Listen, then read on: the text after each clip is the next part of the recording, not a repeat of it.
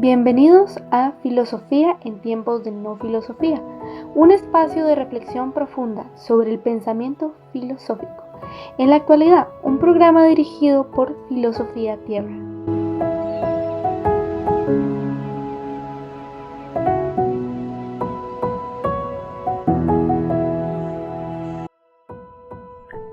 No penséis que he venido a abrogar la ley o los profetas. No he venido a abrogar, sino a cumplirla. Mateo 5:18. Bienvenidos al episodio 297.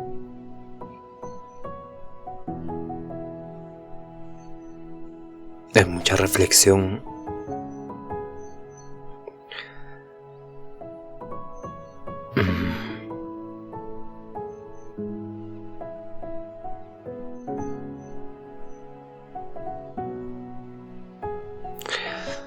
Desde ahora vamos a esperar un minuto más o menos para reflexionar en el versículo de hoy día. Es como un shock de conciencia, ¿no? Tomas conciencia y haces las cosas con conciencia.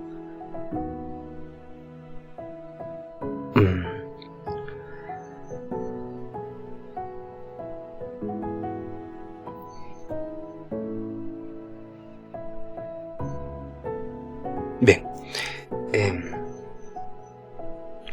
estamos en el día 20 de Filosofía del Lenguaje, en el episodio 297, y hoy nos toca hablar de James Derrida y la deconstrucción, ¿no?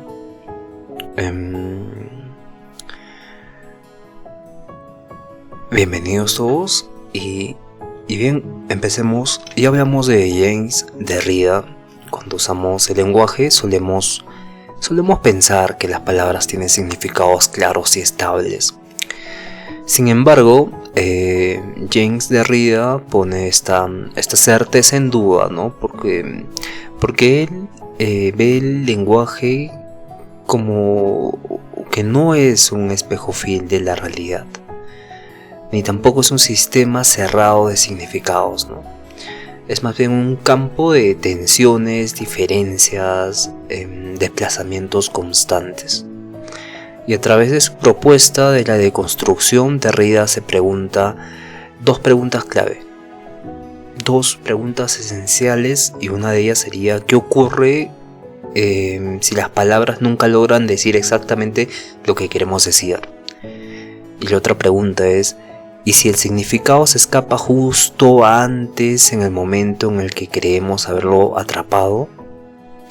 Porque hay veces muchas reflexiones que tenemos y vienen fugaces y no podemos explicarlas, ¿no?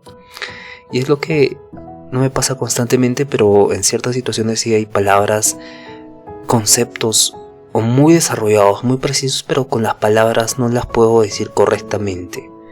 Sin que entre, hay limitaciones en el lenguaje, evidentemente, pero no es tan fidedigno a lo que uno quiere decir, ¿no? Entonces, este enfoque no busca destruir el lenguaje, ¿no? Porque deconstrucción viene de construir algo y entonces darle otro significado, ¿no?, al lenguaje.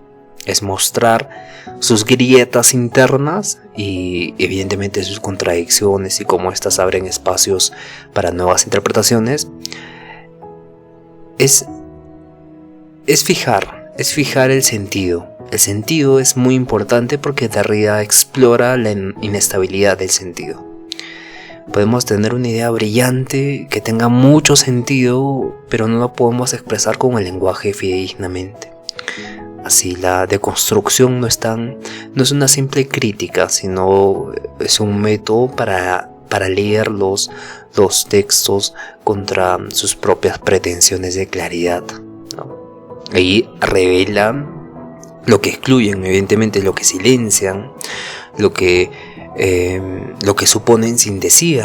En definitiva, nos enseña que el lenguaje nunca es neutro, sino que cada palabra lleva dentro de sí misma una huella de otra palabra, ¿no?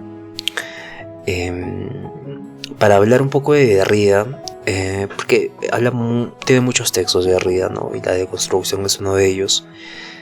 Pero entendámoslo así. Nosotros tenemos el significante y el significado. El significante es la cosa en sí misma y el significado es lo que significa aquella cosa en sí misma. Entonces en el medio está un tipo de vacío, existe un vacío. Y este vacío se llena con el significado de las cosas. Por ejemplo, acá tengo un mouse, un mouse. Y el mouse, el significado del mouse es el objeto que es periférico que tiene mi ordenador. Por ejemplo, la palabra periférico, la palabra ordenador tienen otros significados, ¿no? Y esos significados tienen otros significados. Y nunca llegamos a la causa del significado inicial, sino que es una secuencia infinita. Y claro, tenemos que entender que en esta secuencia infinita existe lo que denominamos nosotros como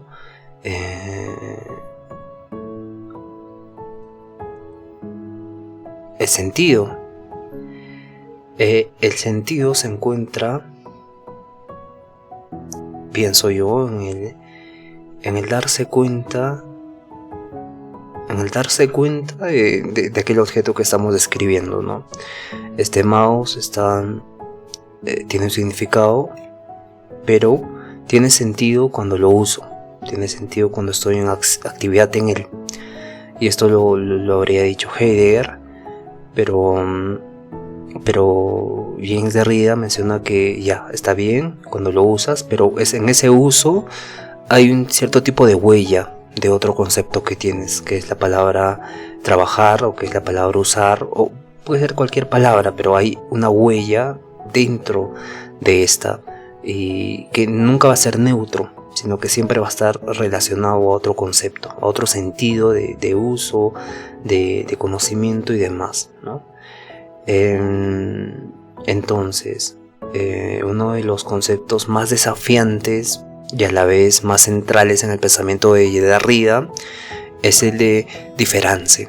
Diferance es un neologismo que existe en francés, ¿no? Ya que suena igual que diference, que básicamente se escribe distinto, y esta pequeña alteración ortográfica encierra un cambio radical, ¿no?, en cómo entendemos el significado.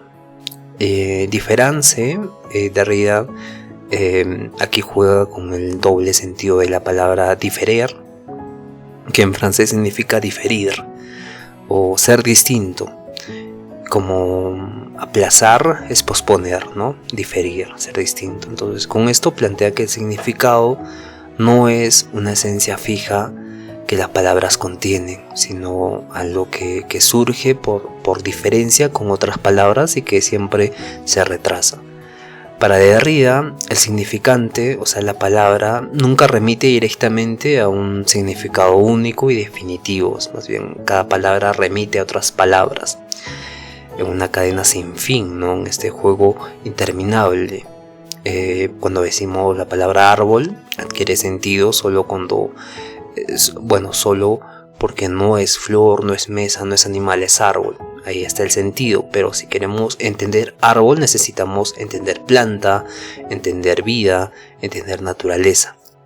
Y esas a su vez remiten a otras. Y esto crea lo que Derrida llama el juego de los significantes, que se trata de una red de diferencias en la que el sentido siempre está en movimiento y nunca está presente del todo, no siempre está aplazado. Y existe un efecto de la diferencia. La diferencia desestabiliza la idea tradicional de Saussure, de que el signo lingüístico une de forma clara un significante, una palabra, con un significado, la idea de esa palabra, ¿no? Derrida, en cambio, ve que el significado nunca está completamente presente, y lo que entendemos por sentido es un efecto producido por un sistema relacional de diferencias. Este sistema relacional de diferencias evidentemente tiene relación con el ejemplo que di antes del significado y del significante. Ejemplo, bueno, tengamos en cuenta que el lenguaje no va a representar fidedignamente la realidad, sino que la va a construir y la va a desplazar. Un ejemplo de esto vamos a brindar. Una persona dice la palabra libertad, ¿no? En apariencia todos entendemos lo que quiere decir, pero si lo analizamos a fondo nos damos cuenta de que lo que significa libertad depende del contexto. Para un revolucionario puede significar romper con el poder, para un empresario tener menos regulaciones estatales, para un adolescente salir sin permiso, entonces depende del contexto. Y además, para entender libertad necesitamos contrastarla con otros términos como esclavitud, control, rectificación, obediencia. Y su significado no está contenido en sí misma, sino que se forma por diferencia con otras palabras. Y aún más, cuando intentamos definir la libertad usamos otras palabras que también tienen definición.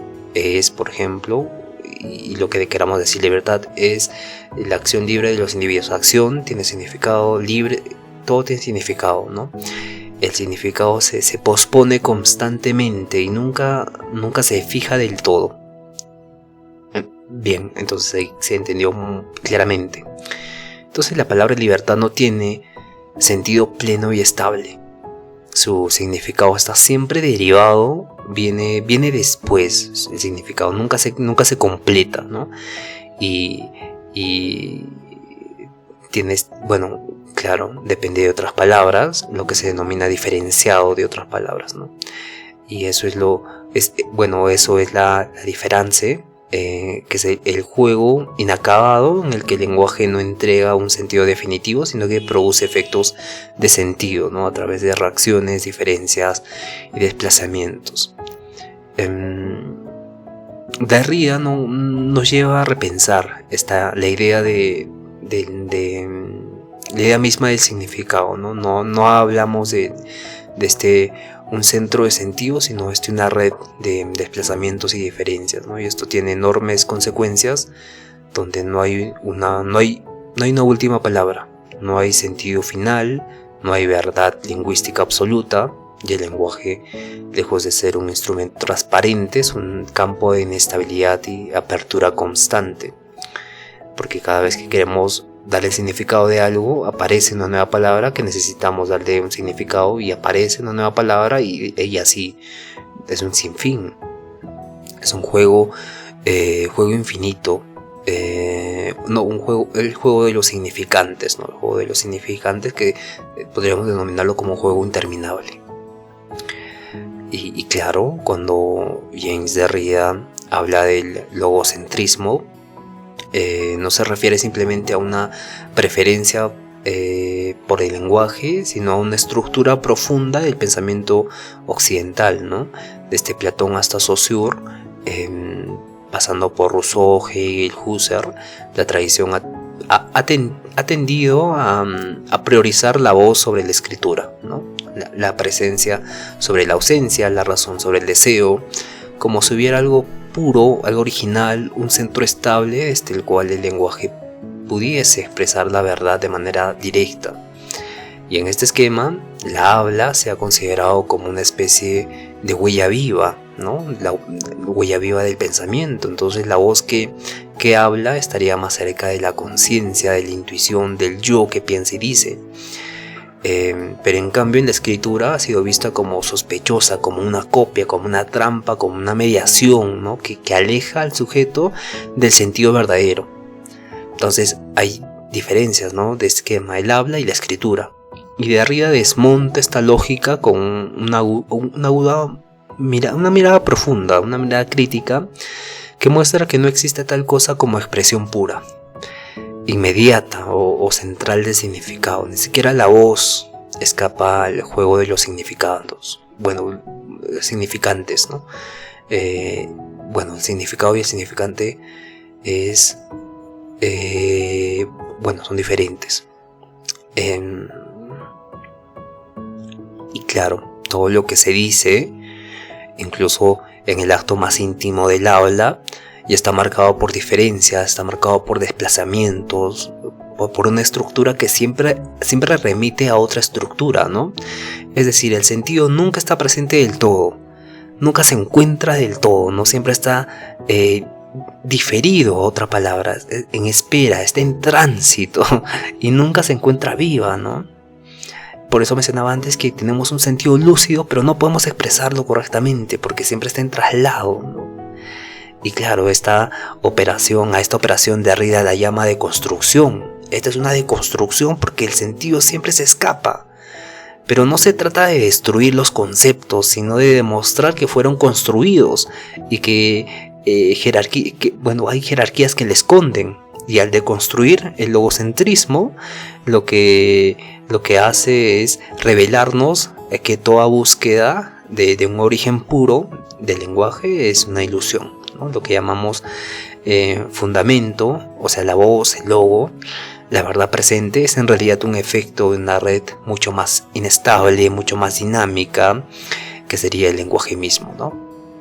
Y claro, esto es brillante, así Derrida no solo subvierte la oposición tradicional entre el habla y la escritura, sino que cuestiona la forma misma en que concebimos el sentido, la verdad, la subjetividad. En lugar de ver el lenguaje como un instrumento para representar lo real, nos invita a pensar que lo real es producido, es organizado por el lenguaje, pero un lenguaje que nunca se fija, que nunca se cierra, que nunca se llega a ese lenguaje. Y en última instancia, su crítica al logocentrismo abre un espacio para repensar no solo la filosofía, sino también la política, la ética, la identidad, porque no hay un centro estable. Entonces toda verdad, toda autoridad, toda norma puede ser interrogada, puede ser desplazada y puede ser deconstruida. Claro, muy interesante, y porque para James Derrida el texto es un campo abierto. El texto no es solo una cosa cerrada, no un objeto fijo con un significado definido, definitivo, esperando ser descrito. Por el contrario, el texto es un campo abierto de significación, un espacio en el que el sentido nunca se agota y siempre está en movimiento, ¿no? Recordé a una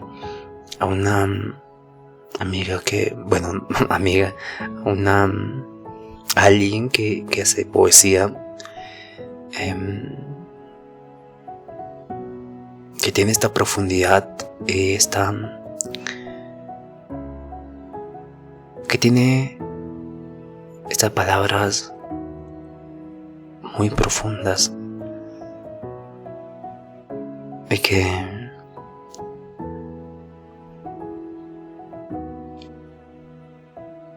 es muy... La poesía es como decía antes, ¿no? Es el lenguaje de Dios, ¿no? Heidegger decía también lo mismo, Heidegger decía, ¿no? La poesía es el lenguaje con el que Dios habla, o algo parecido, ¿no? Pero la poesía es el límite del lenguaje. Lo poético, lo sublime, es el límite de la realidad y del lenguaje. Cada uno de la imagen y del lenguaje, por decirlo, por no entrar a la ontología. Y claro, la poesía es tan profunda que abarca cierto tipo de significación, que limita con el sentido y que al entenderse se entiende una sola vez, ¿no? Se entiende una sola vez y cuando vuelves a escucharlo tienes la impresión de haberlo entendido antes, pero solo está la emoción y nos conmueve, evidentemente, pero el sentido está como presente siempre, y eso es algo increíble. Bien, y Y entonces para Derrida, el texto es un campo abierto de significación, un espacio en el que el sentido nunca se agota y siempre está en movimiento, ¿no? Tradicionalmente hemos visto que el texto es algo que puede ser interpretado con suficiente precisión si uno conoce el autor, conoce el contexto, conoce las reglas del lenguaje. Entonces Derrida desafía esta tradición, esta visión, ¿no? Él sostiene que no existe un sentido último. No existe un sentido último que esté ahí esperando a ser descubierto, porque el lenguaje no funciona de forma estable. Cada palabra, cada signo se define no por su contenido propio, sino por su diferencia respecto a otros signos. Y esa red de diferencia no tiene un centro final, ¿no? Por eso leer un texto no es llegar a la verdad oculta de ese texto, sino es entrar en un juego de significantes, ¿no?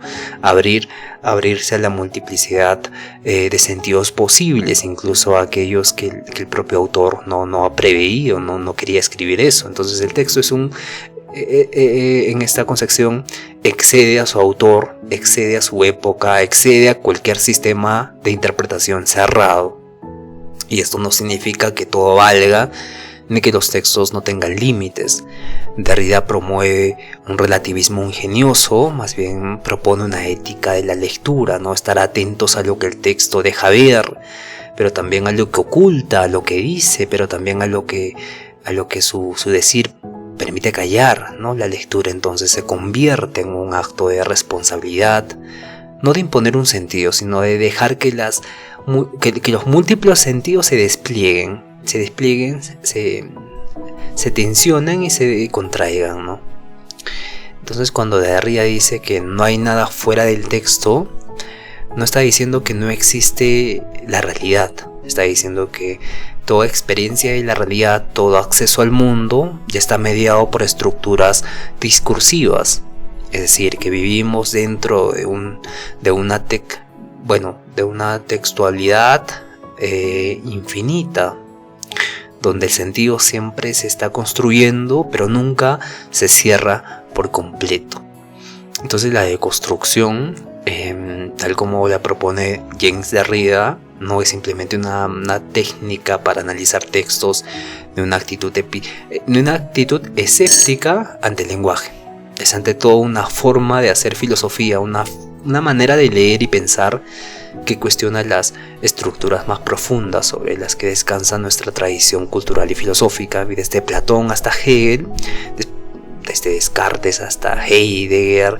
La filosofía ha buscado fundamentos, un origen puro, una verdad estable, una presencia total de sentido. Y Derrida se introduce en esos textos no para refutarlos directamente, sino para mostrar cómo sus propios términos se desestabilizan desde dentro, ¿no? Y así la deconstrucción no destruye los textos filosóficos, más bien los lee con radical atención, siguiendo los hilos ocultos, las ambigüedades, las tensiones internas que la atraviesan. Y uno de los blancos principales de Derrida es lo que llama el logocentrismo, ¿no? Que es la tendencia occidental a privilegiar el logos, la razón, el habla, la presencia, y siendo garante del sentido y la verdad. Pero ¿qué pasa si esa presencia nunca está del todo presente, ¿no? ¿Qué pasa? ¿Qué pasa si el sentido siempre depende de una red de ausencias, de diferencias, de huellas? Y en este marco, la lectura filosófica se convierte en un acto ético y político, ¿no? Ético porque requiere humildad en el texto y no imponerle un significado, sino dejar que hable desde sus fisuras. Lo político porque desestabilizar los fundamentos del pensamiento es también cuestionar las jerarquías, los binarismos, los sistemas de exclusión que han acompañado todo el pensamiento político occidental, ¿no? Derrida nos invita entonces a leer más allá de lo evidente, a no detenernos en la superficie de los conceptos, sino a seguir sus desplazamientos, seguir sus sombras, seguir sus márgenes. Entonces la filosofía en este periodo, con este enfoque es clave, ya que no es la búsqueda de una verdad pura, sino la apertura a lo que interrumpe, a lo que desborda, a lo que no encaja del todo, a lo que no encuentra un final. Y claro, esta propuesta de James Derrida nos deja con una intuición tan inquietante, pero liberadora a la vez, donde el lenguaje nunca es totalmente nuestro. Sin embargo, nos constituye. Cada vez que hablamos, escribimos, pensamos, estamos inmersos en una red de significados que se escapan, ¿no? Que se despliegan, que se diferencian y retrasan, y no hay un punto fijo de partida, ni una verdad definitiva que nos aguarde al final del camino, que esté ahí esperándonos. Solo hay texto, solo hay huellas, hay márgenes, desplazamientos, y nunca llegamos a encontrar este sentido fijo, ¿no? Frente a esta promesa filosófica de claridad, de origen, de presencia, de orden. Derrida nos invita más bien a caminar por lo incierto, ¿no? A entender que leer es desconfiar del sentido inmediato, abrir espacio a lo ambiguo, escuchar lo que queda silencioso por conceptos rígidos y las oposiciones binarias, ¿no? Pero lejos de ser un gesto de desesperanza o relativismo, esta apertura es profundamente ética, porque la deconstrucción no busca destruir, sino liberar. Liberar al pensamiento de sus límites, de sus clausuras, liberar a los textos de los dogmas, liberar al lector de la ilusión de control total. Y en ese sentido, deconstruir es cuidar de lo excluido, cuidar del otro, de lo que no encaja fácilmente en nuestras categorías. Entonces Derrida transforma la filosofía en una práctica de hospitalidad. Deja atrás la obsesión por el dominio del significado y nos prepara para habitar lo inestable, para habitar lo abierto, lo múltiple, ¿no? Porque en ese juego inacabado del sentido, en esa danza entre lo dicho y lo no dicho y lo faltante, es donde verdaderamente ocurre el pensamiento, ¿no? En ese vacío, ¿no? En filosofía contextual de mi libro, existe un vacío en el pensamiento y dándonos cuenta de este vacío en el pensamiento, podemos unificar las cosas que vemos, ¿no? Y entrar en un espacio de totalidad que la denomino consentia. Pero básicamente eso es lo que Derrida nos dice, ¿no? Es completamente la deconstrucción, es una teoría filosófica muy profunda, ¿no? Que abarca y resuelve, bueno, no resuelve, sino que nos muestra que el sentido nunca está fijo y que siempre hay algo más, mucho más profundo, que seguimos en esta dinámica, ¿no? Y que es inestable, y que es abierto, y que es múltiple, y que realmente es algo muy interesante.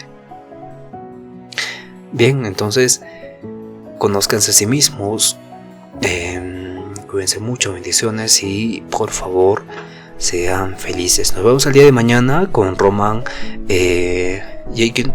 Bueno, es Hawkinson. Tiene un nombre, bueno, es Jackenson, Roman Jackenson. Como el inglés te cambia también, ¿no? La forma de hablar. Y claro, hay un cheat.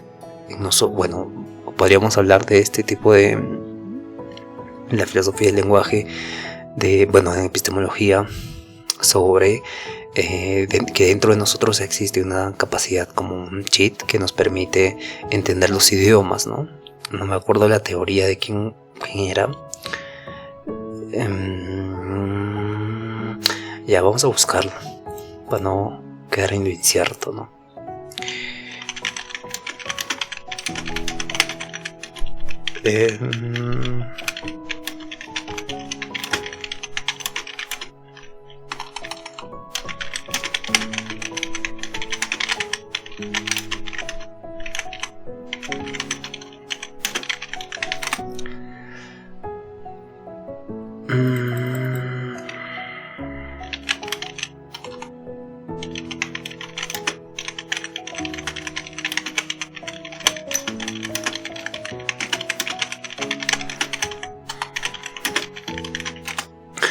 Esto era en los constructivistas, sí, los constructivistas. No me acuerdo ese filósofo. Dispositivo.